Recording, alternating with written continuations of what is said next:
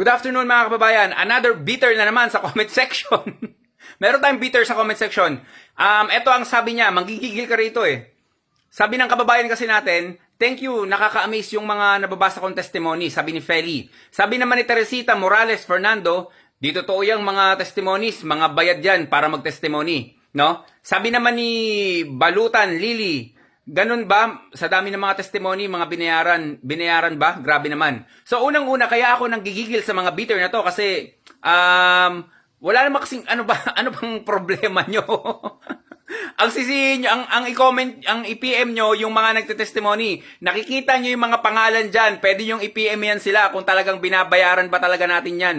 Tsaka, binabayaran ilang taon na ako nagpo-promote ng produkto natin dito. Miski isa, wala akong binayaran dito. Marami akong binigyan na produkto, pero I think parang isa ka sa nangingi na hindi ko binigyan eh. Kaya siguro nagkaganyan ka, no? Sa dami kasi ng, alam ko kasi kung sino yung deserve na bigyan eh, pero siguro, ganito kabayan Teresita, patunayan mo na binabayaran ko yung mga testimony, meron akong ibibigay sa'yo. Ito, ipapakita ko sa'yo.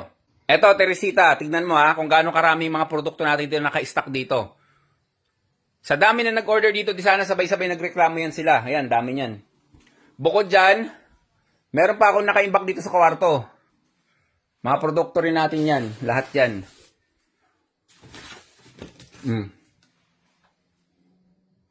Dami niya, no?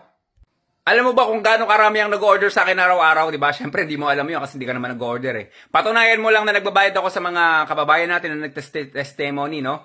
Yan, yung mga nakikita nyo dyan sa lahat, ilang libo yan, mga nag-testimony sa atin. Inilabas ko dito, PM mo sila isa-isa. Baka sakaling pumayag sila, no? Na magkakuntsaba kayo, no? Pero hindi, wala akong binayaran dyan.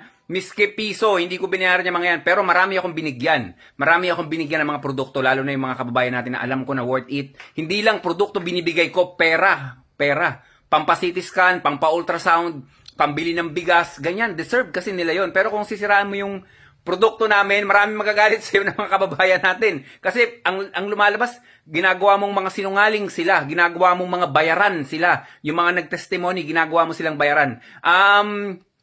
Pangit yung ganyang ugali.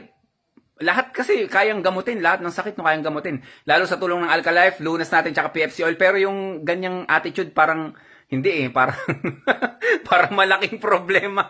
Malaking problema, hindi ko kaya mag-formulate ng ganyan. Ano yan? Hanggang kasama mo na yan, hanggang sa sa darating, kung saan man darating. Yun lang mga kababayan, pasensya na kayo kung pinapatulan ko tong mga gantong klaseng tao kasi hindi natin hindi tayo worth it, hindi natin to deserve i-bash ng ganyan kasi parang lumalabas na sinungaling ako dito. Parang lumalabas na sinungaling yung mga nagte-testimony sa atin. Sila na yung kusang nagko-comment sa comment section, binabasa ko lang naman eh. Pero hindi mo masusuhulan yung mga kababayan natin, lalo yung mga solid supporters ng Pinoy Farmer Channel. Kaya accept the challenge. Patunayan mo na binabayaran ko sila. Sa'yo na lahat ng produkto ko. I think worth of mga 8 to 6 million tong halaga na to. Ibibigay ko sa'yo, patunayan mo lang. Stay healthy mga kababayan. Ako si Chance at ako ang magsasakang gala.